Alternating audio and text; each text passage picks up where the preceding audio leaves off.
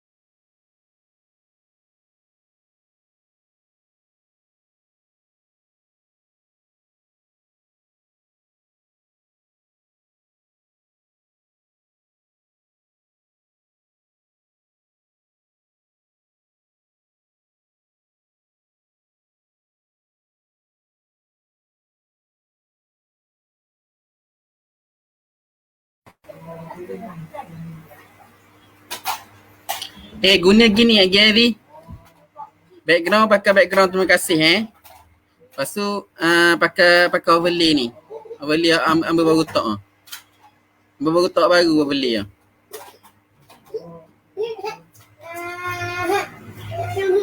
Kita start dah live Ustaz Haid.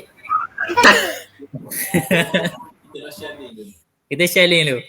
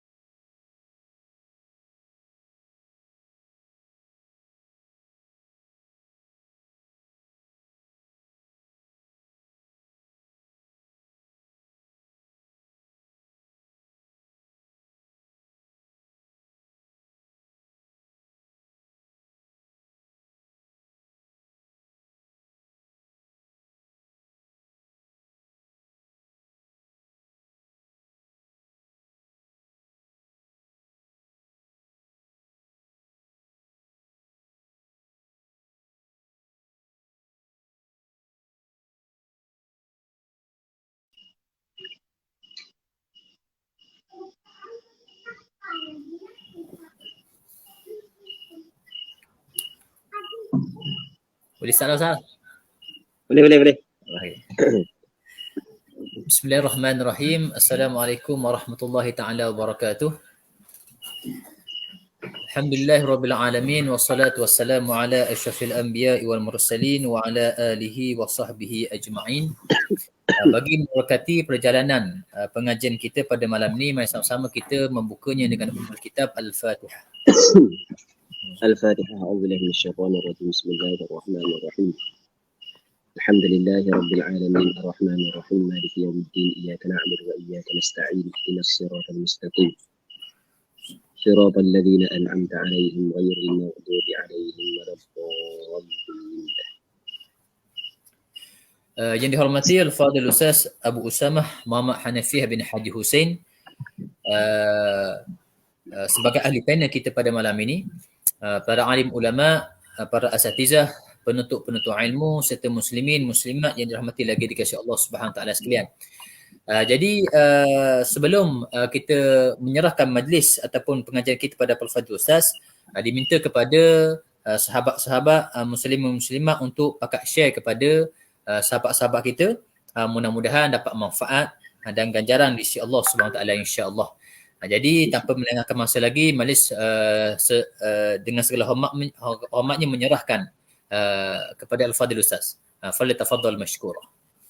Assalamualaikum warahmatullahi taala wabarakatuh. Bismillah wassalatu wassalamu ala Rasulillah wa ala alihi wa sahbihi wa man walah.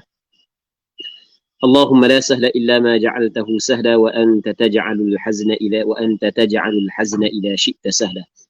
Terima kasih kepada Al-Fadhil Ustaz Said hafizahullah subhanahu wa ta'ala sebagai pengurusi majlis pada malam yang mulia ini.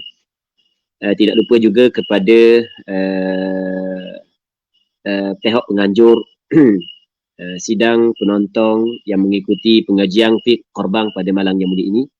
Semoga Allah Subhanahu Wa Taala memberkati majlis ilmu yang kita adakan pada malam yang mulia ini. Jadi insya-Allah kita sambung balik pengajian fiqh Qorbang dan akikah daripada terjemahan kitab Al-Muqaddimah Al-Hadramiyah yang dikarang oleh Al-Allamah Abdullah bin Abdul Rahman Bafadal Al-Hadrami rahimahullahu subhanahu wa ta'ala. Kita sampai bab dia ni? Ada tanda tak? Ada tanda ni? Baik.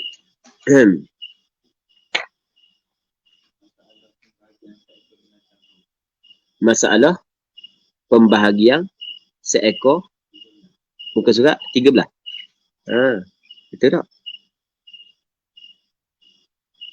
Rasanya tak sampai lagi. Masalah wajib kerana bernazar kita baca dah kan? Okey, kita tengok rasanya situ dah rasanya. Masalah 10. Masalah kepada siapakah disunatkan korban? Tu situ kan? Okey, kepada siapakah disunatkan korban? Muslimin muslimat yang dirahmati oleh Allah Subhanahu wa taala. Yang pertama sekali, hukum melaksanakan ibadat korban adalah disunatkan. Hukum melaksanakan ibadat korban adalah disunatkan. Kita bincang dah kenapakah disunatkan, apakah alasan dia dan apakah sandaran dia. Kita baca dah hadis pada minggu lepas. Baik. Lepas tu kita bincang juga sunat di sini adalah sunnah kifayah bagi orang yang mempunyai keluarga dan sunnah ain bagi individu yang tidak mempunyai keluarga. Masalah kepada siapakah disunatkan korban? Sunat melakukan ibadat korban bagi sesiapa yang cukup syarat-syarat berikut. Yang pertamanya Islam. Ibadat korban tidak dituntut kepada orang kafir. Orang kafir kalau dia buat ibadat korban, maka tidak sah ibadat dia. Kerana syarat sah dan syarat diterima. Okey, kita ada syarat sah, lepas tu syarat terima. Syarat sah dengan syarat terima, kedua-duanya mesti kena Islam. Orang kafir kalau dia buat tak sah. Dan kalau dia buat tidak diterima. Orang Islam kalau dia buat cukup syarat sah maka sah. Cuma kadang-kadang diterima, kadang-kadang tidak. Okey, boleh faham? Yang keduanya balik. Kanak-kanak tidak dituntut dia buat ibadat korban. Dan kanak-kanak kalau dia tak buat tak boleh. Sebab ibadat korban ni lebih kepada tabarruk. Dia kanak-kanak dia tidak boleh tasarruf harta dia.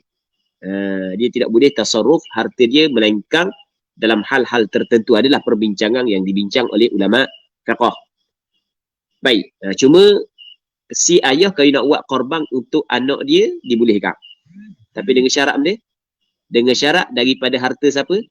Daripada harta si ayah. Boleh tak daripada harta kanak-kanak? Tak boleh. Tidak boleh daripada harta kanak-kanak. Sebab korban adalah tabarruk.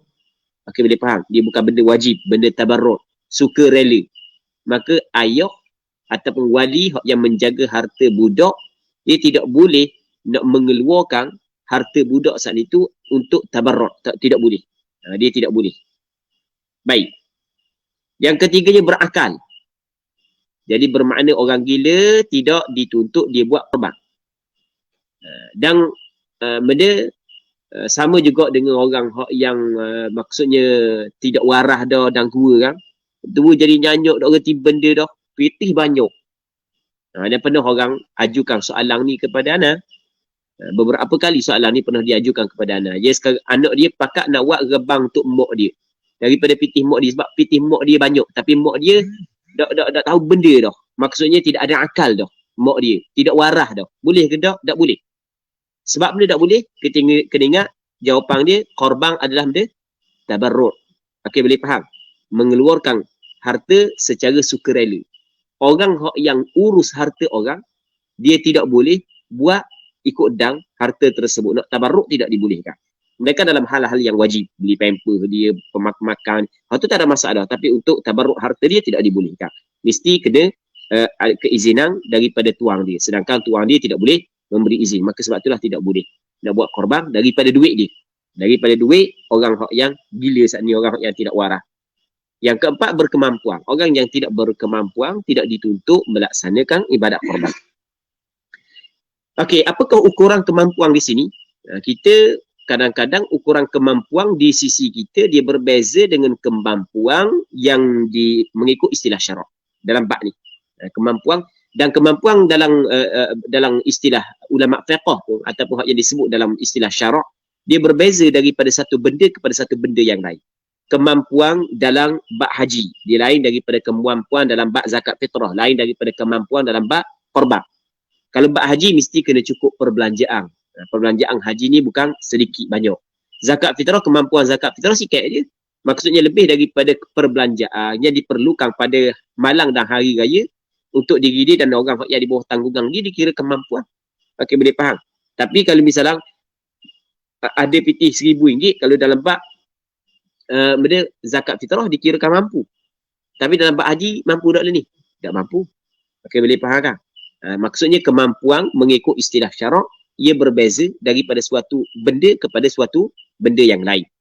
Kemampuan dalam bab ibadat korban, ukuran dia bagaimana?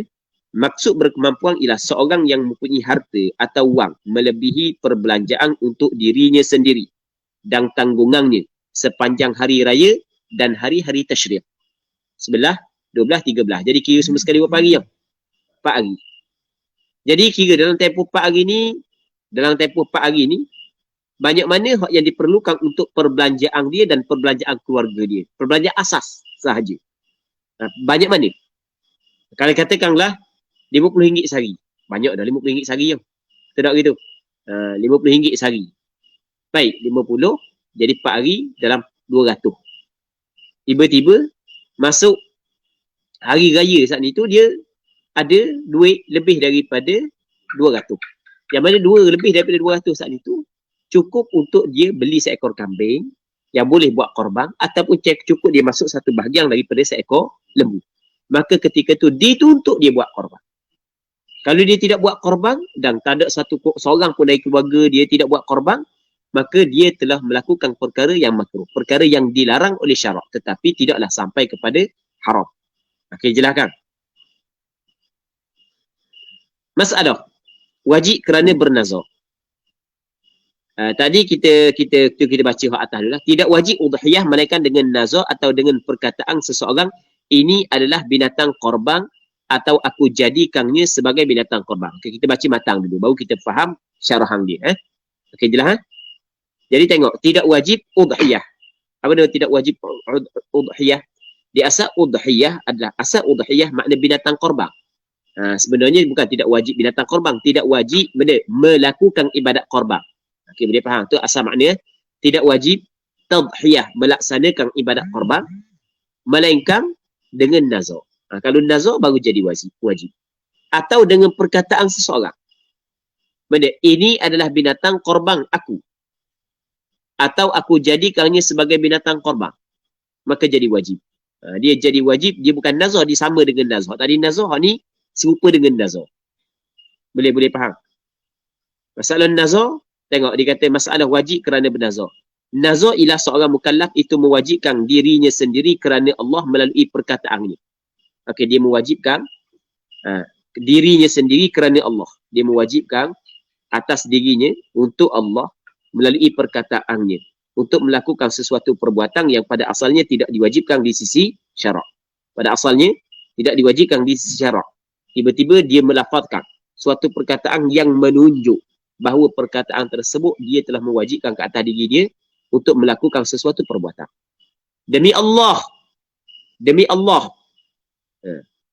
wajib atas aku, demi Allah wajib atas aku sembelih korban. Sembelih seekor kambing sebagai korban. Maka itu dipanggil nazar. Sebab dia perkataan keluar daripada dia, mulut dia menunjuk bahawa dia telah mewajibkan ke atas diri dia. Jelas? Di masalah lafaz nazar ni dia ada perbincangan yang panjang di kalangan ulama. Lafaz nazar. Lafaz nazar ni dia ada perbincangan yang panjang di kalangan ulama. Secara ringkasnya, ada sebahagian daripada ulama mengatakan lafaz nazar ada lafaz nazar yang sarih dan ada lafaz nazar yang kinayah.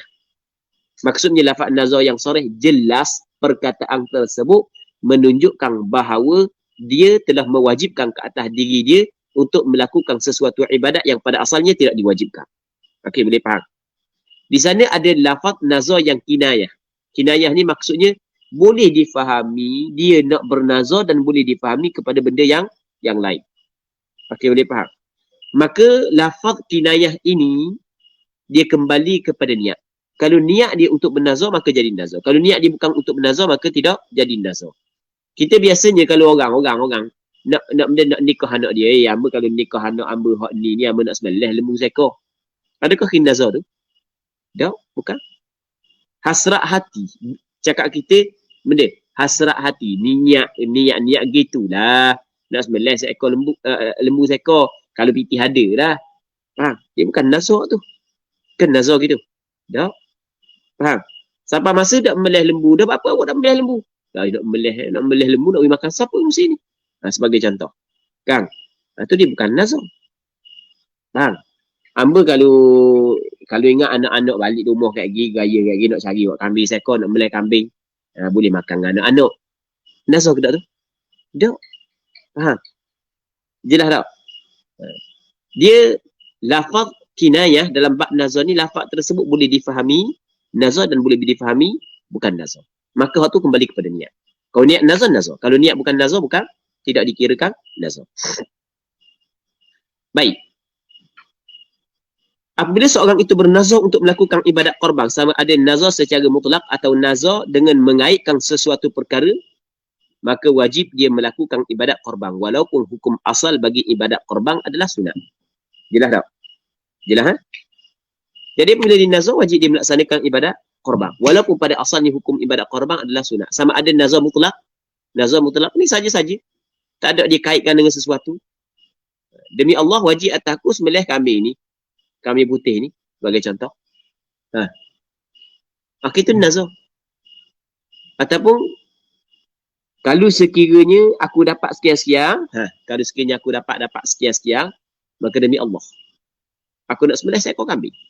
Contoh, kita kata contoh. Betul? Kalau minggu ni masjid wa Jumaat, kalau Terengganu minggu ni masjid wa Jumaat, demi Allah aku nak rebang satu bahagian.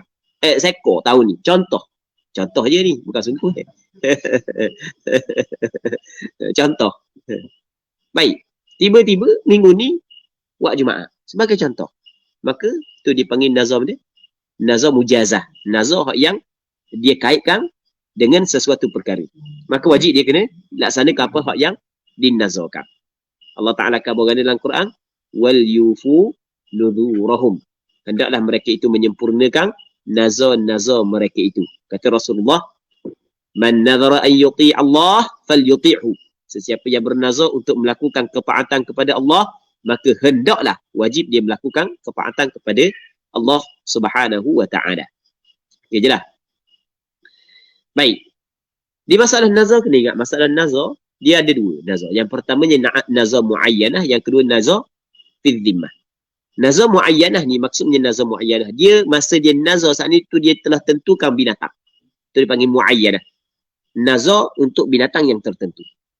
Demi Allah, kalau minggu ni benda kita boleh buat Jumaat di Terengganu, dia kata, aku nak rebang dengan kambing ni. Kambing ni dia ataupun lembu ni.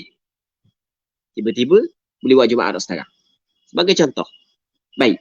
Maka wajib dia kena sembelih lembu yang dia ta'yinkan saat ni. Okey, itu dipanggil benda nazar al-muayyanah. Okey, kita ada nazar fi dhimmah. Mana? Demi Allah, kalau minggu ni kita dapat sembahyang Jumaat sebagai contoh, maka wajib aku sembelih seekor lembu. Okey, dia tentu nak lembu mana? Tak.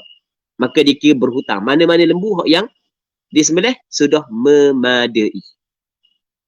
Okey, beza lagu mana di antara dua tu? Bezanya kalau sekiranya lembu yang dia ta'yin tadi hilang, kena curi ke orang, maka wajib tak dia sembelih lembu? Tak. Sebab dia telah ta'yin hak tu. Jadi tak ada tu, tak ada masalah. Tetapi kalau sekiranya apa hak yang ada dalam tanggungan dia, tiba-tiba dia beli dah lembu, lepas tu dia lembu ni, tiba-tiba lembu tu hilang, lembu tu mampu, maka wajib dia kena cari lembu lain sebab benda tu terhutang di dalam tanggungan dia. Okey, boleh faham? Terhutang dalam tanggungan dia. Baik. Dan dia korban sunat apabila habis waktu dia, tak boleh dah. Habis dah waktu dia, tak boleh dah nak korban. Tapi kalau korban wajib, habis waktu dia tetap kena buat. Sebab dia tetap kena buat, sebab dia adalah wajib. Cuma apabila habis waktu dia, tidak panggil tunai, dia panggil benda qada. Itu kena ingat. Masalah yang kedua, wajib kerana ta'yin. Di sana dia panggil ada benda. Kerana percakapan kita menyebabkan wajib kita kena buat korban. Kerana percakapan kita. Okey, boleh faham? Kalau tadi kerana nazar, ni bukan nazar, dia serupa dengan nazar, tapi dia bukan nazar. Seorang ni dia memiliki seekor lembu. Dia ada kambing, 2 ekor. Contoh. Zoom. Dia ada kambing 2 ekor. Ini sebagai contoh. Lepas tu dia kata mana? Dia kata, aku jadikan. Dia kata, aku jadikan kambing ini korban aku. Apabila dia kata, aku jadikan kambing ini korban aku, maka wajib dia kena korbankan kambing tersebut kerana dia telah menjadikan kambing sebagai korban. Maksud perkataan aku jadikan kambing ini korban aku, maksudnya korban sebagai suatu hak yang aku nak mendekatkan diri kepada Allah. Jadi bila cakap lagu tu, dia cakap lagu tu, maka kambing tersebut secara automatik keluar daripada milik dia. Okay, boleh faham? Secara automatik dia keluar daripada milik dia. Jadi bila keluar daripada milik dia, mesti dia kena sembelih. Mesti kena buat korban. Sama juga, dia kata, ini adalah binatang korbanku. Ini binatang korbanku. Ini binatang korbanku. Maka benda tu keluar daripada milik dia. Sebab dia telah jadikan benda tu sebagai ibadat untuk dia mendekatkan diri kepada Allah. Okey. Kita nak faham permasalahan ini, kita kena faham, anak biasa buat perbandingan bab wakaf. Wakaf kan? Kita beli buku. Okey, kita beli buku. Kita kata mana? Buku ni aku wakafkan di surau. Jadi bila kita sebut lagu tu, jadi mana? Buku ni keluar terus daripada milik kita. Jadi barang wakaf dah. Sebab kita kata gitu. Faham? Faham lagi yang? Baik. Buku ni rasa nak wakaf. Rasa nak wakaf. Ingat-ingat nak wakaf. Okey, jadi wakaf lagi? Tak lagi. Binatang rebang ni nak rebang, rasa-rasa nak rebang. Okey. Itu hanya ikhbar. Menceritakan. Bukan insya', bukan menjadikan. Okey, boleh faham? Maka, dia tidak termasuk dalam, maksudnya dia tidak jadi wakaf lagi. Jelas ha? Itu benda yang penting, yang perlu kita tahu. Katanya jika seorang berkata ini binatang korban aku atau aku jadikan binatang ini sebagai binatang korban, maka binatang tersebut wajib dikorbankan. Wajib tersebut adalah wajib bita'yin dengan sebab kita tentukan ataupun dengan sebab kita jadikan ataupun dengan sebab kita tentukan. Adapun jika seorang berkata aku beli 2 ekor lembu untuk buat korban, ucapan untuk buat korban dalam konteks ini mungkin membawa kepada 2 maksud. Pertama sebagai ikhbar pemberitahuan dan keduanya sebagai insya menjadikan. Aku beli 2 ekor lembu untuk buat korban. Ucapan untuk buat korban dalam konteks ini mungkin membawa kepada 2 maksud. Pertama sebagai ikhbar pemberitahuan dan keduanya sebagai insya menjadikan. Ikhbar menceritakan perkara yang akan dilakukan pada masa akan datang. Insya menjadikan binatang tersebut sebagai binatang korban. Apa yang faham tak dia? Ya, 2 perkara itu adalah 2 perkara yang berbeza. Jika ucapan untuk buat korban itu tujuannya untuk menceritakan, maka hukumnya adalah tidak wajib bita'yin. Adapun jika tujuannya adalah insya, maka ia menjadi wajib bita'yin. Macam kita buat contoh tadi. Ni buku ni. Buku ni ingat nak wakaf surah Nuh. Ingat nak wakaf surah. Nak beli benda buku tu, ingat lagi wakaf surah. Baik, tak jadi hanya ikhbar sahaja. Buku ni adalah wakaf surah. Aku jadikan buku ni sebagai wakaf surah. Maka ketika tu dia insya, itu dipanggil insya menjadikan. Maka keluar daripada milik kita. Okey, jelas tak? Tambih. Apabila wajib dengan sebab ta'yin, sama ada seorang itu berkata ini adalah binatang korban ataupun aku jadikan binatang ini sebagai binatang korban, maka binatang tersebut wajib disembelih. Dan apabila ia telah disembelih, maka tuangnya, yakni orang yang mentakyinkan saat itu tidak boleh makan daging korban tersebut.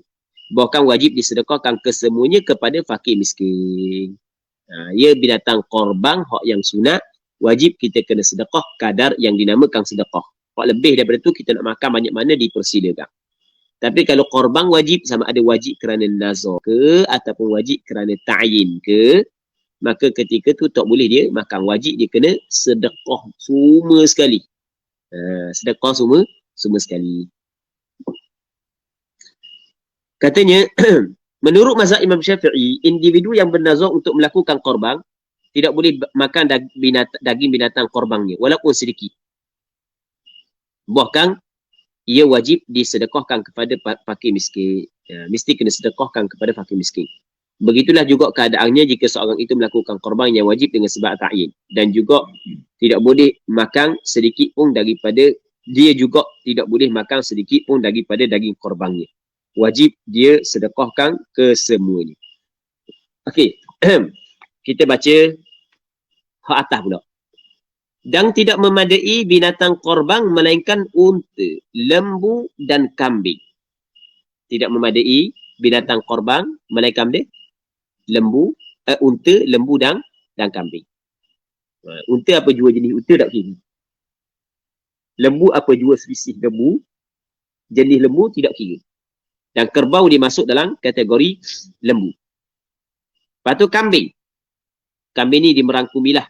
Biri-biri masuk juga. Lepas tu yang paling afdal mana? Antara 3 binatang yang paling afdalnya adalah seekor unta sebab dia lebih besar. Kemudian lembu. Seekor lembu. Bukan satu bahagian daripada seekor. Seekor lembu. Seekor lembu. Jadi seekor lembu. Itu hak yang nombor 2. Nombor 3 kemudian kibash. Dia kibash ni kategori kambing ke biri-biri? Biri-biri. Dia di sana ada kambing, di sana ada biri-biri. Kalau misalnya contoh kita kambing kacang, kambing kapur, jam 6 pagi, bor, kalahari. Hak tu dipanggil daripada spesies kambing. Dia lain. Jelas tak? Tapi kalau Barbados, Dopa, Santa, mana lagi? Lonti, lepas tu ada lagi lah jenis-jenis dia tu. Kibash, itu adalah daripada kategori biri-biri. Dia biri-biri, ia lain daripada kambing. Tu kena belajar untuk kambing. Okey, kibash. Kemudian kambing. Dia biri-biri dengan kambing, dia lebih afdal biri-biri.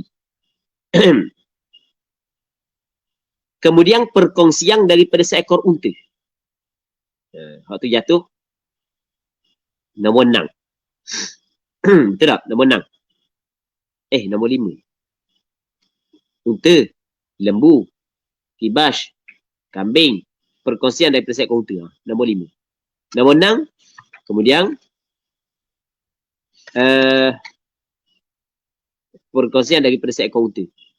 Ini takkan bawa yang nombor 6. Nombor 6 adalah perkongsian daripada seekor lembu. Okay, habis. Kita boleh tengok pada muka surat 12 nombor bawah. Jenis-jenis binatang korban. Tidak memadai binatang korban melainkan unta, lembu dan kambing. Manakala apa yang diriwayat daripada sebahagian daripada sahabat boleh buat korban dengan ayam dan seumpamanya, semuanya adalah dhaif. Semuanya adalah dhaif. Sepakat 4 mazhab tidak menerima pandangan tersebut. Okey, boleh faham? Dengan alasan-alasan yang panjang lah. Tidak perlulah kita bincang alasan-alasan tersebut. Tidak memadai binatang korban melainkan unta, lembu dan kambing. Asasnya Rasulullah tidak pernah buat korban selain daripada unta, lembu dan kambing. Baik. Tidak memadai binatang korban melainkan unta, lembu dan kambing. Sebagaimana firman Allah Ta'ala, وَلِكُلِّ أُمَّةٍ جَعَلْنَا مَنْسَكًا لِيَذْكُرُوا اسْمَ اللَّهِ عَلَى مَا رَزَقَهُمْ مِنْ بَهِيمَةِ الْأَنْعَامِ. Dan bagi tiap-tiap umat kami jadikan sembelihan supaya mereka menyebut nama Allah terhadap binatang al-an'am yang telah Allah Ta'ala rezekikan kepada mereka. Okey, dalam Quran Tuhan kata bahimatil an'am, binatang al-an'am. Boleh faham? Binatang yang termasuk dalam kategori al-an'am ialah unta, lembu, kambing. Sebagaimana yang difahami di sisi masyarakat Arab. Begitu yang difahami oleh orang Arab, al-an'am merangkumi 3 jenis binatang tersebut. Okey, keutamaan haiwan korban. Keutamaan maksudnya paling afdal binatang korban adalah seperti berikut. Unta, kat kita tak ada. Yang kedua lembu. Awak seorang lembu, seekor lembu. Yang ketiga biri-biri. Yang keempatnya kambing. Masalah pembahagian seekor binatang korban. Yang pertama unta dan lembu. Seekor unta dan seekor lembu boleh dikongsi oleh 7 orang untuk ibadat korban. Hal ini berdasarkan hadis an Jabir bin Abdullah radhiyallahu anhuma qala hajajna ma'a Rasulillah sallallahu alaihi wasallam fanaharna al-ba'ira an 7 wal baqarata an 7. Daripada Jabir bin Abdullah radhiyallahu taala anhuma menceritakan kami mengerjakan haji bersama Rasulullah, lalu kami menyembelih seekor unta untuk 7 orang dan seekor lembu untuk 7 orang. Hadis riwayat Imam Muslim. Imam Nawawi juga mengulas perkara ini dalam kitab Syarah Sahih Muslim. Katanya wa fi hadhihi al-ahadith anna al-badanata tujzi'u an 7 wal baqarata an 7. Berdasarkan hadis-hadis ini dapat difahami bahawa seekor unta memadai untuk 7 orang dan seekor lembu juga memadai untuk 7 orang. Maksud memadai untuk 7 orang ni bukanlah mesti 7 orang. Jangan faham gitu. Seorang boleh tak buat seekor unta? Seorang boleh tak buat seekor lembu? Boleh. 7 orang ni maksudnya sebanyak-banyak. Jadi kalau seorang tu, 2 orang ni nak buat seekor lembu boleh ke tak? 3 orang nak buat seekor lembu boleh ke tak? 5 orang je seekor lembu boleh ke tak? 6 orang seekor lembu boleh ke tak? Boleh, tak ada masalah. Bukan mesti 7. Jelas tak? Bukan mesti dia. Bukan mesti 7. Boleh. Buat kurang daripada 7. Tak ada masalah. Dibolehkan. Muslimin-muslimat yang dirahmati oleh Allah Subhanahu wa taala. Dalam masalah ni ada beberapa perkara yang perlu kita kena sentuh kerana ia kesalahan yang dilakukan sebahagian daripada masyarakat kita yang berkait dengan apa yang kita bincang ini dalam melaksanakan ibadat korban. Ada sebahagian daripada kumpulan dibuat kutu korban. Kutu korban dia kutip. Sebulan sekian-sekian. Daripada orang saat ni tu lebih daripada 7 orang. Okey, boleh faham? Lebih daripada 7 orang. Katakanlah ada 20 orang, 30 orang, rakang sepejabat ke, rakang kita kata satu rakang tim ke, tim tak kira lah tim dia pun, tim basikal ke, dah kira lah satuan dia pun. Okey, dia kutip. Yang mana hak yang kutip saat ni tu katakan dalam 30 orang. Cukup setahun, kira boleh dalam 4,000 ataupun 4,500. Maka boleh belilah seekor lembu. Boleh beli seekor lembu 4,500. Lembu besar sikit. Yang mana duit tersebut dimiliki oleh siapa? Dimiliki oleh siapa? Dimiliki oleh berapa orang? 30 orang. Okey, boleh faham? Seekor lembu nak buat korban 30 orang. Tak jadi korban. Tak jadi korban. Itu termasuk dalam perkara bid'ah.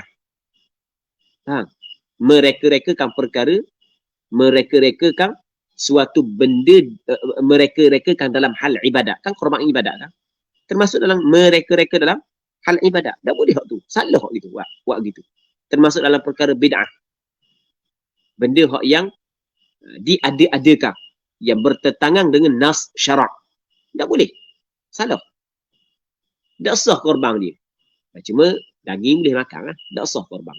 Dia mesti kena 7 orang saja atas ekor lembu. Setinggi-tinggi. Jadi kalau nak buat juga, caranya adalah, cara dia, kita kena bagilah cara dia. Lagu mana cara dia kalau nak buat juga. Cara dia adalah, hak 30 orang, hak yang kumpul duit saat itu dia bagi kepada 7 orang. Sedekah kepada 7 orang. Okey, maksud beli lembu, bagi kepada 7 orang. Maka 7 orang tu lah buat korban daripada lembu tersebut. Manakala hak yang 23 orang lagi, kan 30 orang saat ni kan. 23 orang lagi dapat pahala sedekah. Kerana dia telah bersedekah bahagian dia kepada 7 orang tersebut. Pahala korban boleh tak? Tak boleh. Sebab bukan dia buat korban, 7 orang tu buat korban. Jadi pahala korban boleh kepada hak yang 7 orang. Hak yang lain daripada 7 orang saat ni dapat pahala benda? Dapat pahala sedekah. Tidak dapat pahala korban. Cuma orang 7 orang saat ni tu kalau dia nak balas kebaikan orang bagi duit kepada dia sehingga dia mampu buat korban, adalah masa dia nak sembelih tu, dia niatkan pahala korban dikongsikan kepada 23 orang lagi tadi. Jadi 23 orang tetap dapat juga pahala korban kerana orang yang melakukan ibadat korban telah berniat untuk berkongsi pahala ibadat korban dia dengan orang-orang yang lain saja. Jelas tak? Baik. Manakala daging, tak boleh. Daging untuk siapa? Untuk 7 orang tu lah. Sebab kau lembu dia. Hak ni boleh pahala je. Dia dari daging boleh pahala. Hak 23 orang saat ni. Dia boleh pahala sedekah. Lepas tu pahala korban kalau orang ni niat untuk dia tak. Manakala lembu saat itu adalah dimiliki oleh 7 orang. Cuma 7 orang tu dah orang buat baik ke dia, sedekah ke dia, pandai-pandai lah. Ambil lah lagi tu wis sikit seorang. Dak wis 2 kilo pun wis 3 kilo. Okey, jelas kan? Okey, itu cara dia. Muslimin muslimat yang dirahmati oleh Allah Subhanahu wa taala. Yang keduanya kambing. Adapun kambing pula tidak boleh dikongsi lebih daripada seorang. Kerana ia hanya memadai untuk seorang. Hukum ini ialah sebagaimana yang disepakati oleh ulama. Imam Nawawi turut menjelaskan dalam kitab Syarah Sahih Muslim, wa ajma'u ala anna asyata la yajuzu al-ishtiraku fiha. Para ulama telah bersepakat bahawa seekor kambing tidak boleh dikorbankan secara berkongsi. Walaupun kambing besar, seperti anak lembu. Oh, jangan main kalau kambing besar. Kambing di kawasan India, Bangladesh, terbabak kambing. Macam lembu dah kambing. Bisa tengok tak? Zul, bisa tengok tu? Pendek bisa tengok? Tak bisa tengok? Di India, di setengah-setengah negara, babak macam anak lembu. Kambing. Di Pakistan, babak. Bukan semua kambing, jenis-jenis kambing. Besar macam anak lembu. Hak ada setengah tu macam agak lembu besar. Lembu besar tang anak lembu umur setahun lebih. Besar semua kambing dia. Kejut kita tengok. Faham? Besar kambing kecil kami kejar. Kami kejar besar ni kan. Kecil lagi. Dia besar lagi. Kami kejar kita tengok besar dah kan. Bapok kami kejar cara lembu. Tak dia besar lagi. Kami kita pun besar dah ni. Kena tengok kami tu tang. Bapok kami. Besar. Jauh lagi 3 kali ganda. Besar sungguh bukan kecil, besar sungguh. Kau lalu besar sungguh. Bukan goyah ni, benda sungguh, benda realiti. Baik. Walaupun besar, seorang je. Lembu tu kecil je. Lembu kapung, jenis dah cukup susu pula. Lembu anak tiri, mak dah pun nak layang mana. Jadi dah besar ni, tapi cukup syarat, cukup. Tapi dah besar mana, kecil je. Sebagai contoh. Tak apa, boleh kongsi sebanyak 7 orang. Kambing tadi bapau. Macam kita bapau kambing. Boleh kongsi seorang. Tak boleh kongsi langsung. Kena buat seorang. Okey, boleh faham. Lembu cara lih, harga RM20,000. Bapau RM20,000. Contoh. RM20,000 ke RM30,000 ke 7 orang. Seorang je lembu. Contoh. Ada setengah lembu macam gajah. Besar sungguh. Kok yang terbaru anda tengok di mana? Dia pakai stang jongkok rasanya. Bapok. Macam gajah lembu. Harga kata kalau harga RM20,000. Allah, RM20,000. Lebih kurang dalam RM3,000 seorang. RM3,000 seorang. Kalau lembu biasa seekor seorang. Dah boleh tak kalau kita buat dalam benda dah RM20,000 kan? Jadi kita ambil dalam 40 orang atas ekor tu untuk rebang. Dah besar lembu kan? Padang dengan harga. Tahu kan kita nak 7 orang mana? Paruk dengan kan Islam mudah kan? Islam mudah kan? Islam mudah tu bukan hujah, bukan dalil. Bukan hujah, bukan dalil. Mudah nak reka gitu. Nak reka pada otak mu mana? Boleh buat gitu. Dalil. Lembu besar mana pun, mahal lagu mana pun, 7 orang. Kambing besar mana pun, boleh seorang. Baik. Katanya dang, tengok baca atas, dang 7 ekor kambing lebih afdal daripada seekor unta. Ulama berbincang. Sekarang ni daripada sudut dalil, tidak ada dalil yang jelas. Maka ulama bincang. Kan seekor unta boleh kongsi sebanyak 7 orang. Jadi 7 orang, dia boleh beli seekor unta ataupun boleh siap seorang seekor kambing. Okey, mana lebih comel kalau seorang tu dia beli seekor unta ataupun dia sembelih 7 ekor kambing? Mana lebih comel? Di sini sebenarnya ulama berbeza pandangan kerana tidak ada dalil yang jelas. Sebahagian daripada ulama melihat kepada daging unta lebih banyak berbanding dengan daging 7 ekor kambing, maka lebih afdal unta. Sebab dia lebih afdal hak yang gemuk, hak yang banyak daging berbanding dengan hak yang kurang daging. Okey, satu. Pandangan yang kedua melihat kepada bilangan jumlah nyawa. Faham? Unta walaupun besar tapi 1 nyawa. Hak ni walaupun kecil tapi 7 nyawa. Melihat kepada 7 nyawa, maka hak tu adalah lebih afdal. Mengikut pandangan mazhab Imam Syafi'i, dan 7 ekor kambing lebih afdal daripada seekor unta.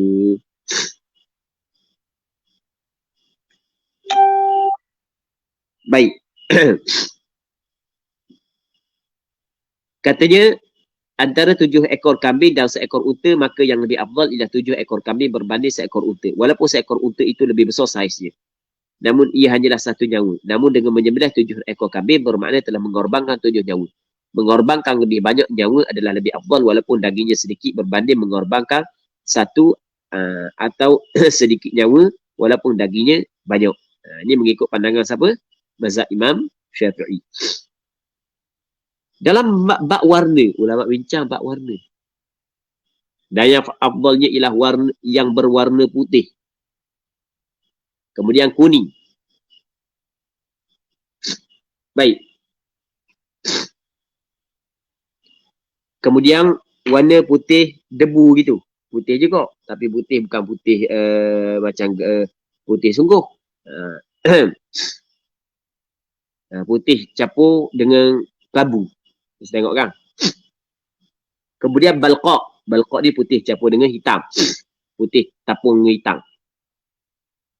Kemudian hitam, kemudian merah. Okey. Dan syarat bagi unta ialah 5 tahun yang sempurna. Dan bagi lembu dan kambing ialah 2 tahun yang sempurna. Dalam mazhab Imam Syafi'i, unta, unta, lembu dan kambing, dia ada umur dia. Unta mesti kena umur dia 5 tahun. Itu maksud 5 tahun yang sempurna. 5 tahun masuk tahun yang ke-6. Lembu mesti 2 tahun masuk tahun yang ke-3. Okey, boleh faham? Faham lagi? Tapi kalau orang pelihara banyak-banyak lembu, dia tahu tak umur lembu tu. Dia kalau tokai lembu, kalau orang pelihara lembu taklah banyak sangat. Kalau contoh dalam 3-40 ekor, dia tahu. Dia tahu umur dia banyak mana. Faham? Tapi dengan syarat tuang dia saat ni tu duk main sokmo, duk cara sokmo ke lembu. Kalau tuang dia tokai besar, beri bekerja, tu tak tahulah. Kalau tuang dia cara, dia tahu umur dia berapa. Betul tak gitu, so? Betul tak? Bukti mana bukti? Bukti kita kambing kita. Kambing kita dalam 100 ekor lebih kurang kan. Anda tahu tak umur? Anda tahu ni anak mana, umur berapa. Hak ni anak mana, umur berapa. Hak ni anak mana, umur berapa. Betul tak gitu? Kedak. Anda tahu? Sebab kita cara sokmo. Kita tahu. Sama juga dengan tokai lembu. Orang mega lembu. Penternak lembu. Gitu juga dia tahu umur. Tapi kalau mai ribu, dah leh mai ribu. Ada aci mai ribu. Ribu yang kita tak tahu, ribu. Kalau misalnya bor setakat 40-50 ekor, tahu. Faham? Apatah lagi kalau umur saat itu terikat dengan piti. Betul tak gitu? Lebih lagi tahu. Ke kan Medi? Terikat dengan piti lebih lagi tahu. Dia mikir sokmo cukup tahu. Tak cukup tahu lagi. Cukup tahu dah. Baik. Okey, ketika kita tidak tahu. Tak tahu umur berapa. Maka bagaimana cara dia? Agak-agak. Maka itu cara dia. Agak-agak. Agak-agak ni dengan kita tengok kepada tubuh hang dia. Kita tahu jenis baka dia. Tubuh hang baka ni. Kalau tubuh hang sekian-sekian, cukup umur. Maksudnya cukup umur 2 tahun. Okey, boleh faham? Dalam mazhab Imam Syafi'i, dengar balik. Dalam mazhab Imam Syafi'i, masalah lembu tidak diiktibarkan saling gigi. Walaupun dalam masyarakat kita sebut saling gigi. Walaupun ada sebahagian daripada ustaz kata sebut saling gigi. Lembu tidak diiktibarkan saling gigi dalam mazhab Imam Syafi'i. Hak yang diiktibarkan saling gigi bukan lembu, hanya biri-biri sahaja. Biri-biri sahaja hak yang diiktibarkan saling gigi. Manakala unta, lembu, kambing tidak diiktibarkan saling gigi. Okey, boleh faham? Dan masyarakat kita lembu dia kata saling gigi. Tak boleh kita kecek lagi. Lepas tu ada ustaz-ustaz pun sebut saling gigi. Macam mana kamu berapa kali ni sebut dah kan? Anak masalah kita apabila maklumat tersebut datang kepada kita, apabila kita baca kitab, kita akan cuba cari mana yang disebut dalam kitab terhadap perkara tersebut. Cari-cari tak jumpa. Ke anak kata anak aku silap ni. Tak cakap nak cari. Dalam kitab tak jumpa. Kitab fiqh mazhab Imam Syafi'i anak cari. Kitab-kitab mu'tabar. Tak jumpa. Akhirnya anak pun tanya beberapa orang ulama.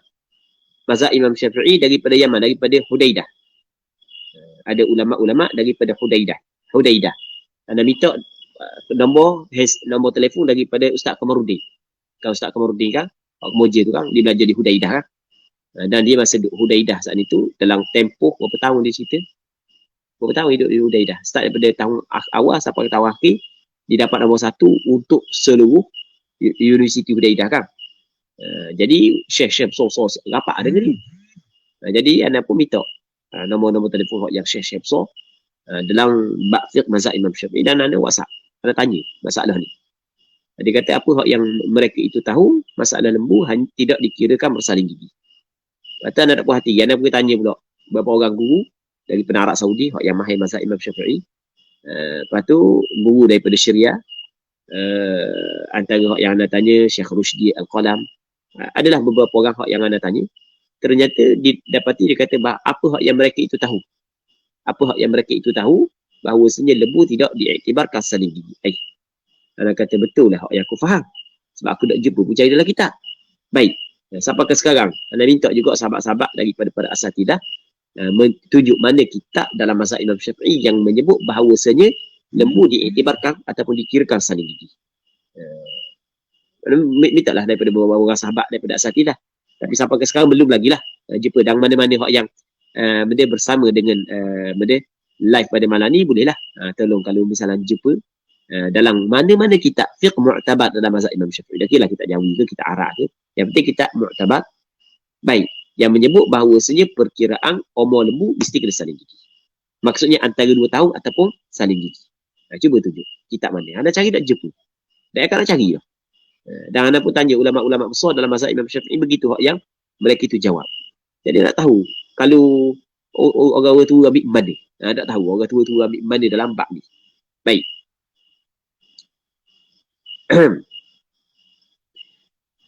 Katanya, dan syarat bagi unta ialah 5 tahun yang sempurna, dan bagi lembu dan kambing ialah 2 tahun yang sempurna, dan bagi biri-biri ialah setahun yang sempurna. Maksud 2 tahun yang sempurna ni masuk umur 3 tahun. Cukup 2 tahun masuk umur 3 tahun.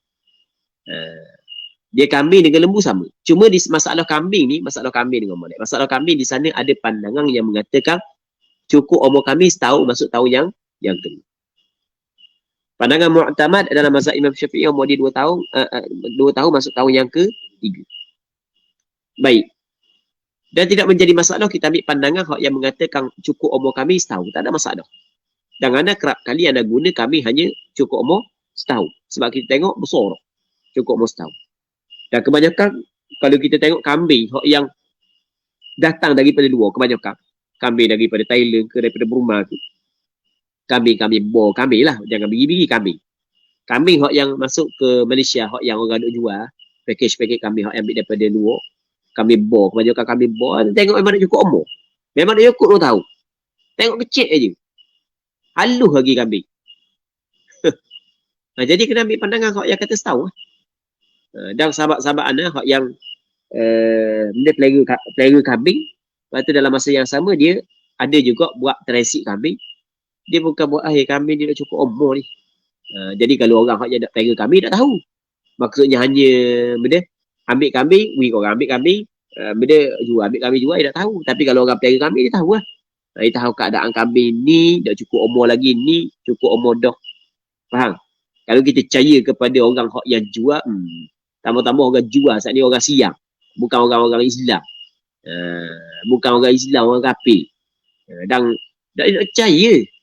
Anda kata anda percaya tu kita sendiri penuh order kambing daripada Thailand. Kita order. Dia tunjuk gambar sekian. Oh comel tunjuk gambar. Siapa Allah nangung kita. 20,000 masa tu beli. Bukan sikit. Orang lain berpuluh-puluh ribu. Penuh kita order kambing. Allah kata. Nipu dah sekarang dah. Jadi dah nak buat balik siapa dah. Takkan nak pergi atas balik. Kambing nak siapa tu 3 hari dia nak makan. Pergi atas balik mampu kerah kambing. Allah Rabbi. Jadi dah percaya. Memang tanya tu perai yang main dengan orang sana tu. Tak nak percaya mana. Tapi bukan semua ada hak yang boleh percaya. Tapi hak yang boleh percaya tu kadang-kadang benda tok raih juga. Maksudnya dia orang tengah juga. Maksudnya ada beberapa tangga. Dan dia nak buat mari saat itu dia cari kapung dia minta situ sikit. Jadi maksudnya orang hak jual tu kadang-kadang curi, bukan ada macam-macam. Ke tak curi? Ada belaka kan? Jadi tak percaya mana. Hak kata cukup umur. Jadi kita tengok pada Zahir memang banyak dah cukup umur. Bukan tak ada cukup umur. Ada cukup umur. Tapi kita tengok pada Zahir dah cukup umur. Kecil-kecil haluh-haluh lagi. Cukup umur wan dia. Lepas tu sahabat-sahabat yang duk main kambing pula kebun kanan. Kalau misalnya kita kata memang kita tengok pada Zahir dah cukup umur. Dah cukup 2 tahun.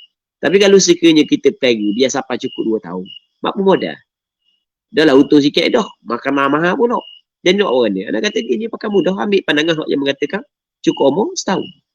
Tapi pandangan muhtamad 2 tahun. Sebaik-baik cukup 2 tahun. Tapi pandangan sebahagian ulama dan sebahagian ulama ni adalah sebahagian besar ulama mazhab. Sebagian besar ulama mazhab kambing setahun kira cukup umur dah. Dan biri-biri ialah setahun yang sempurna. Cukup umur setahun. Dan di sana ada pandangan yang kedua mengatakan biri-biri umur 7 bulan pun tak apa dah. Umur 7 bulan pun tak apa dah. Baik. Dan kadang-kadang kita meleh pun kadang-kadang lah. Untuk kita lah.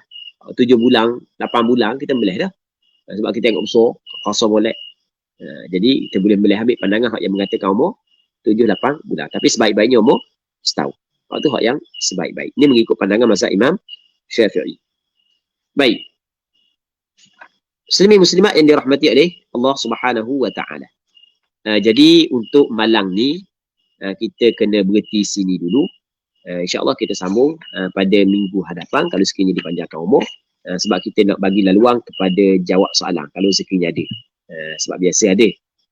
Kerana Ustaz Syed ada tak soalan malam ni.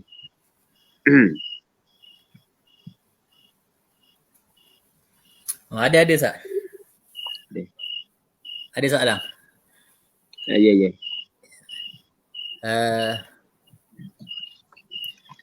Soalan yang pertama ni rasa bab nazar tak payah buat dah rasa. Rasa tak perlu. Ya. Kita tu pada soalan yang kedua. Contoh lafaz. Aku dapat kerja maka aku akan korban lembu tahun ini. Maka korban sini dihukumkan seekor atau sebahagian? Okey. Dia lafaz yang keluar daripada seseorang, penentuan dia adalah mengikut kosak dia. Okey, boleh faham? Kosak dia buat ni. Kalau kosak dia sekor. Kalau kosak dia satu bahagian. Tengok kosak dia. Jangan pula kalau aku boleh kerja, aku wajib aku rebang lembu tahun ni. Kosak dia sekor. Apabila boleh kerja, mikir, 4,000 sekor. Lepas tu, aku kosak sebahagian. Tu tipu diri sendiri. Tu tak boleh. Hak jelas dah kosak sekor. Tiba-tiba nak bunyi kata mahal pula 4,000, 3,500. Last sekali. Kira sebahagian. Tak apa dah tu tak boleh. Tu tipu diri sendiri. Maksudnya orang yang berlafaz, dia sedar apa hak yang dimaksud daripada lafaz dia. Jadi dia kembali kepada kosak dia. Maksud dia hak yang dia kosak sekor ke ataupun satu bahagian. Wallahu a'lam. Okey, jazakallah Ustaz. Satu lagi tak? Salam. Orang yang berlafaz dalam nazarnya, aku bernazar nak akikah dan aku nak makan sebahagian. Dia dan orang bawah tanggungannya boleh makan tak? Dia kabur nak makan juga. Dia kabur nak makan juga. Makan juga. Dia pada asalnya hak yang nazar tak boleh nak makan pada asal. Pada asal nazar tak boleh nak makan. Itu pada asal. Tetapi kalau dia nazar untuk korban, dalam masa yang sama dia nak makan daripada korban tersebut, Allahu Rabbi, ana penuh jawab sebelum daripada ni, ana kata boleh makan. Tapi sebenarnya ana nak fikir balik, tak tahu, tak nak jawab juga. Nampak rasa tak boleh makan pun munasabah. Boleh makan pun ada juga munasabah. Nanti kena kaji semudah. Wallahu a'lam. Ana kena kaji semudah. Wallahu a'lam. Okey, baik Ustaz. Ada segi soalan Ustaz. Ni kurang detail sikit. Dia kata kos pengurusan diambil daripada harga bahagian. Boleh ke tak? Kos pengurusan diambil daripada harga bahagian dibolehkan apabila khabar kepada peserta. Sebenarnya benda ni perlu kepada jelas je. Kena jelas molek je. Kos pengurusan boleh diambil tapi kena khabar kepada peserta. Ataupun kalau dia tak boleh ambil daripada peserta, kena khabar kepada orang hak jual. Maksudnya boleh dia minta daripada pembeli dan boleh dia minta daripada penjual. Okey, boleh faham kan? Kalau minta daripada penjual dengan maksudkan ni, okey dia beli lembu ni daripada penjual harga sekian. Dah aku tolong recommend kamu harga sekian. Okey, mu bagi sikit sumbangan untuk bahagian pengurusan. Sama ada daripada pihak peserta ataupun daripada pihak penjual. Boleh berlaku. Tapi kalau buat senyap lagu tu, sedangkan dia adalah wakil yang diwakilkan oleh orang untuk membeli sebahagian daripada lembu ataupun seekor lembu, tiba-tiba dia meletakkan harga lebih daripada apa hak yang sepatutnya, sedangkan dia nak khabar pun kepada orang yang mewakilkan kepada dia, maka hak tu tidak dibolehkan. Hak tu ada penipuan. Hak tu tidak dibolehkan. Yang penting kena jelas aja. Kena jelas. Ini sebenarnya banyak kaedah. Banyak kaedah. Masalah orang yang menguruskan binatang korban ni, hak tu kena berhati-hati sebab dia wakil. Wakil tidak boleh ambil untung atas dasar. Dia nak ambil untung melainkan dalam hal-hal tertentu, melainkan adalah cara, bukan kata dalam ambil dasar, adalah cara. Aku wakil, mewakil aku untuk beli lembu. Tiba-tiba aku up harga. Tanpa pengetahuanmu, tanpa pengetahuan daripada orang yang benda jual. Jadi orang jual 3,500, tiba-tiba kita korang benda 4,000, sedangkan kita wakil. Okey, tu jadi masalah berlaku. Jadi kena jelas, kena khabar kepada orang yang beli ataupun khabar kepada orang yang jual. Ataupun kita beli terus lembu. Kita beli tu lembu 300,500. Lepas tu kita akak jual beli dengan pembeli saat itu dengan harga kita, bukan harga ni. Lembu aku dah. Lembu saya ni saya nak jual harga sekian. Maksudnya banyaklah cara. Cuma jangan kita buat suatu benda yang salah daripada segi hukum. Jadi kita sebagai wakil ni kita kena berhati-hati. Kos pengurusan boleh diambil tapi jangan sembunyikan. Maksudnya kena khabar secara jelas. Wallahu a'lam. Baik. Sudah jelas tu tak? Ya. Tak? Masih banyak tak? Untuk Sama-sama. yang pada malam ni. Dan pada muslim-muslimat sekalian, insya-Allah program kita sebagaimana maklum, kita ada 4 sesi. Dan pada malam ni sudah pada sesi yang kedua ataupun siri yang kedua. Dan insya-Allah jika dipermudahkan urusan, diberikan kesihatan, insya-Allah kita akan teruskan pada sesi yang ketiga pada 7 Julai. 7 Julai. InsyaAllah. Dan yang keempat yang terakhir pada 14 Julai. Jadi dengan ini berakhirlah pengajian kita pada malam ini. Mudah-mudahan kita terdapat istiqamah lah sampailah kita dapat selesaikan pengajian fi korban akikah insya-Allah. Terima kasih banyak sekali lagi. Marilah sama-sama kita tangguh pengajian kita pada malam ini dengan tasbih kafarah dan suratul Asr. Subhanakallahumma wa bihamdika. Sallallahu. Assalamualaikum warahmatullahi taala wabarakatuh. Waalaikumsalam warahmatullahi wabarakatuh.